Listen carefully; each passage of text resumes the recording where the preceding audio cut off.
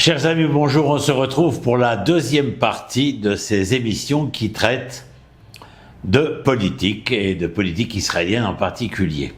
La première partie essayait de mettre en place les données essentielles de ce que je considère comme étant primordial pour toute plateforme politique, quel que soit le parti, quel que soit le candidat au pouvoir. Cette deuxième partie va nous faire entrer dans le vif du sujet, c'est-à-dire essayer de voir à travers l'essentiel des partis politiques en Israël présents, quelles sont ces plateformes qui viendraient répondre à ce que j'ai énoncé dans la première partie. Alors j'appellerai cette deuxième émission « L'État, la gestion, la justice et le pouvoir ». Premier parti qui m'intéresse, celui de M. Gadi Eisenkot, ou Eisenkot si vous préférez, puisque son origine est nord-africaine. L'État comme responsabilité. Le parti Yachar présente une conception essentiellement étatique de la politique, responsabilité, service commun, restauration institutionnelle, fonction publique, professionnelle, indépendance judiciaire et économie concurrentielle. Cette philosophie-là évoque naturellement Max Weber. Pour ce philosophe sociologue, l'État moderne ne peut fonctionner durablement sur la seule fidélité personnelle au chef. Il a besoin d'institutions de compétences, de règles et d'une administration professionnelle. C'est précisément l'une des forces de cette approche du parti Yachar.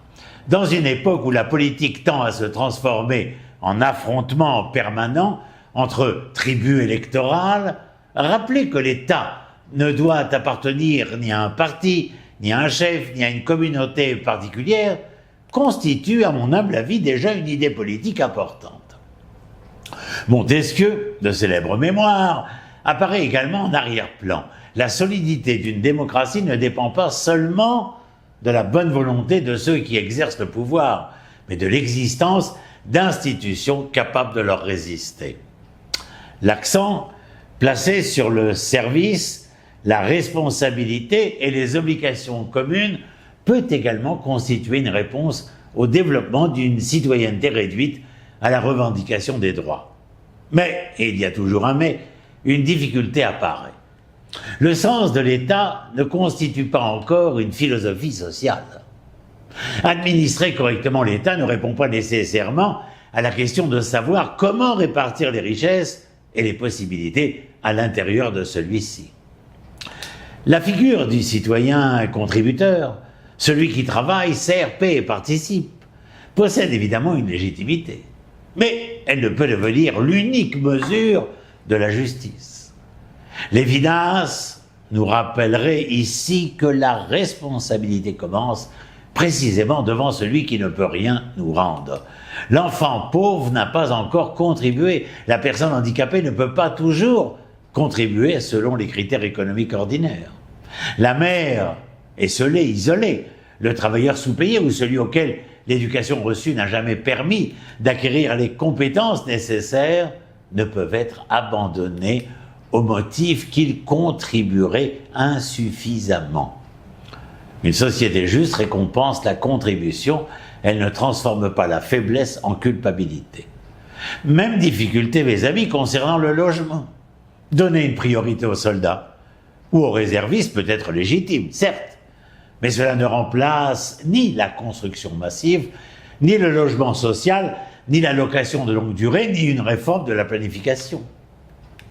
Alors, quel est mon verdict ici concernant Yachar ? Eh bien, une conception sérieuse et respectable de l'État fondée sur la responsabilité, le professionnalisme, mais encore davantage une boussole institutionnelle qu'une philosophie complète de la société. Max Weber y trouverait sans doute une éthique de responsabilité. John Rawls demanderait encore « responsabilité, certes, mais responsabilité envers qui ?» Je m'arrêterai là pour le parti de Yachar. Allons retrouver Beyachad, celui de Naftali Bennett et Yair Lapid. Quand l'État devient entreprise, Beyachad propose une conception plus gestionnaire. Objectifs, indicateurs, calendrier, concurrence, ouverture des marchés, réduction du coût de la vie, rationalisation administrative, efficacité éducative, le langage est celui de l'exécution. Cette approche, à mon humble avis, possède une vertu incontestable. Elle oblige le gouvernement à rendre des comptes, ce qui n'est pas des moindres. Une démocratie ne devrait pas seulement demander à ses dirigeants ce qu'ils pensent, mais ce qu'ils ont effectivement accompli. L'idée même de gestion par objectif peut être salutaire. Ce qui n'est jamais évalué finit souvent par n'être jamais réellement gouverné. Mais il y a là une limite qui apparaît rapidement. Une société n'est pas une start-up. Hannah Arendt distinguait différentes dimensions de l'existence humaine et mettait en garde contre la réduction de toutes les activités humaines à une logique d'utilité et de production. Un élève n'est pas un indicateur, un professeur n'est pas une unité productive, un malade n'est pas un coût. Un citoyen n'est pas seulement un consommateur. Michael Sandel a de ce côté montré le danger d'une société où le marché cesse d'être un instrument pour devenir une manière générale de concevoir le monde. Il existe, mes amis, une différence entre une économie de marché et une société de marché. Faire baisser le prix des produits est essentiel, mais le prix du produit au supermarché n'épuise pas la question sociale. Qu'en est-il du rapport entre le salarié et l'employeur? Du salarié minimum, de la sécurité professionnelle, des travailleurs sous-traitants, des conventions collectives, du logement public, de la fiscalité progressive? La concurrence peut empêcher certains abus. Elle ne produit pas automatiquement la justice.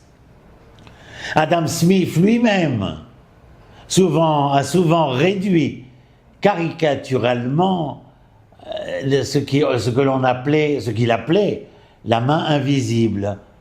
On savait qu'une société commerciale devait demeurer une société morale. De même, ouvrir les importations peut réduire certains prix, mais fragiliser simultanément certains producteurs et travailleurs. Subventionner l'achat d'un logement peut aider l'acheteur, mais si l'offre demeure insuffisante, l'aide risque de se transformer en hausse des prix. La politique économique ne peut donc se contenter d'un mécanisme simple. Elle doit examiner ses effets secondaires. Enfin, demeure la question politique. Bennett et Lapide peuvent-ils produire une véritable conception commune du pays ou seulement une alliance de gouvernement? Car Machiavel nous l'enseigne à sa manière. Les alliances conçues pour conquérir le pouvoir sont toujours mises à l'épreuve lorsque commence l'exercice réel de celui-ci.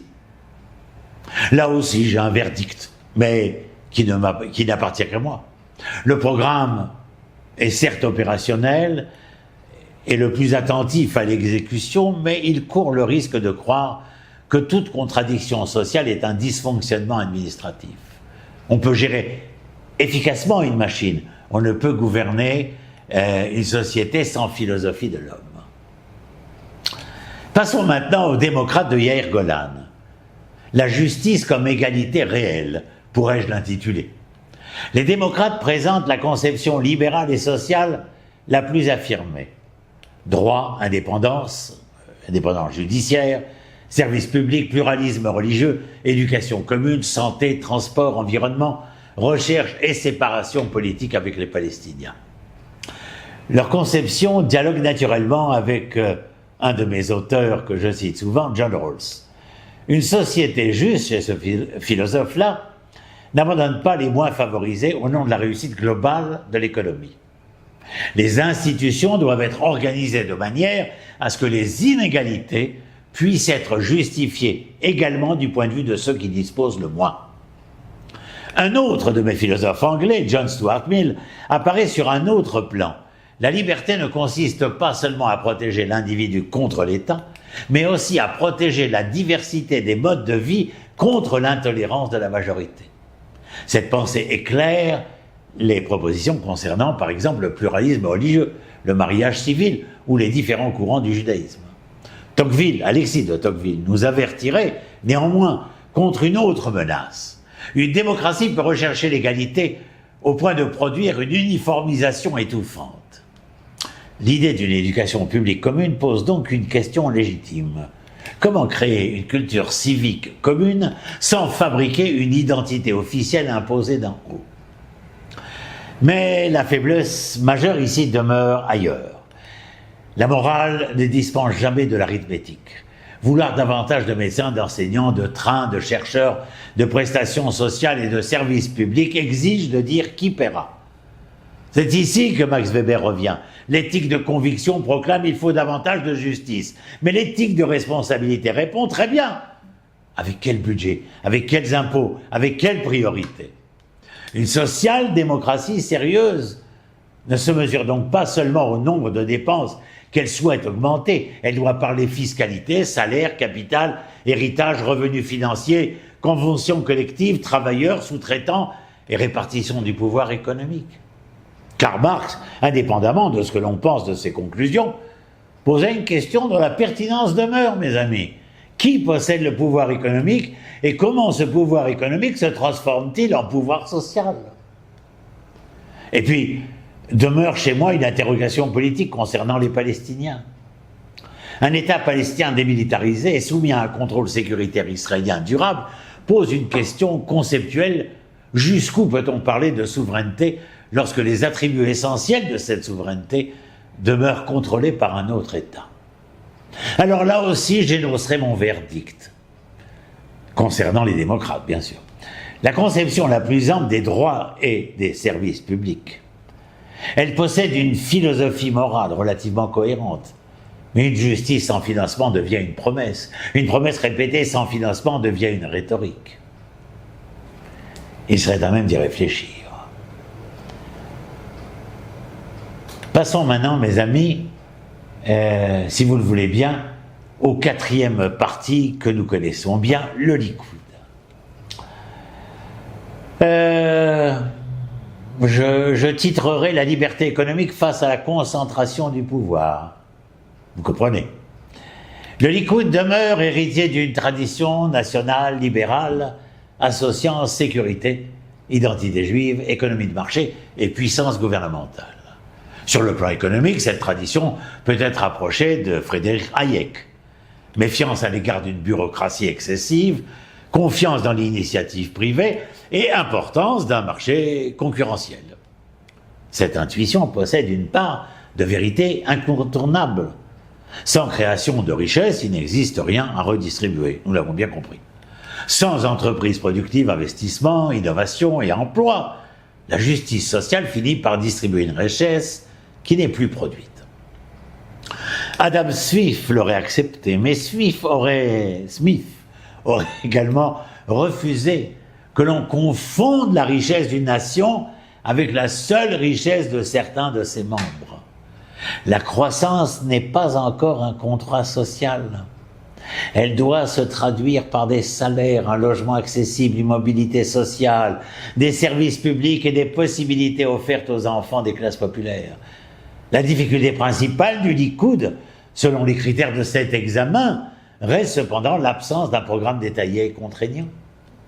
Un électeur ne devrait pas seulement choisir une tradition, une identité ou un dirigeant. Il devrait pouvoir choisir des engagements.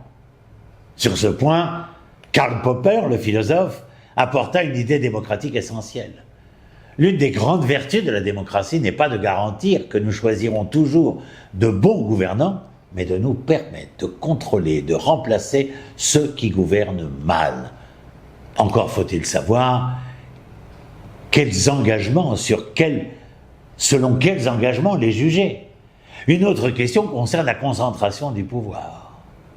La tradition de Jabotinsky et celle de Begin comportaient une forte dimension libérale et institutionnelle. Lorsque le national-libéralisme glisse vers une conception dans laquelle le chef, le parti et l'État tendent à se confondre, il s'éloigne de sa propre tradition. Montesquieu devient alors indispensable. Il ne disait pas que les gouvernants sont nécessairement mauvais. Non. Il disait quelque chose de beaucoup plus profond. Même les hommes qui se pensent justes peuvent être corrompus par l'absence de limites.